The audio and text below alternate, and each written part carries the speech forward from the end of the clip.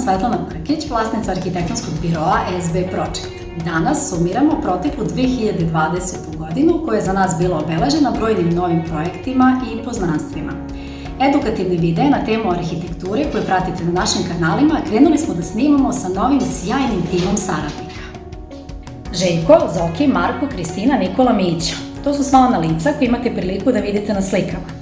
A kako su izgledala naša snimanja, koliko smo puta grešili, iznova snimali, smejali se u tom procesu i iskreno uživali, pogledajte na sledećim snimcima. 3, 4, sad. Da li ste maštali o nekadašnjem sjaju i moćnih porodica?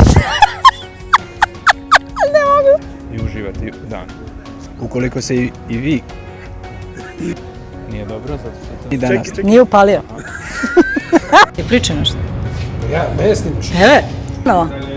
Ovako. Ti stani kao Tito, znaš, pesnica znači. Još malo, nisam. Malo bliže. Eto. To je to. Turistički vodič. Zvoli Željko. Ne, nismo to lepo uradili. Izvini. Drveća, odnosno... A čekaj, šta si sad uradio? Što si pobegao? Klopu. Zoki, nemoj to da radiš. Ali Zoki! Snimam. Snimaš, a? Misliš da imaš da... Majko, sutra ono... Hvala, Svetlana Brkić, novinar. Vidimo se u narednom videu sa novim pričama.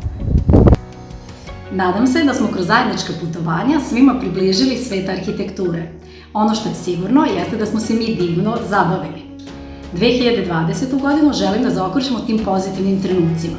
U ime tima SB Project želim svima srećnu 2021. godinu i da je obeležimo osmesima, zagrljajima, putovanjima i novim divnim prijateljstvima. Hvala što pratite naš rad i vidimo se sledeće godine. Brkić, arhitekta, pogrešno je ponulo. Sad kreću Pa se zbog nje smijem. Pa da krenemo Na ozbiljno. privatnoj televiziji. Želim svima 2000... Nisam to. Da, primetila sam. Pa si rekla budi uzbuđena, ja? Dobro. Sad sam uzbuđena, ne mogu da idem u budžetu.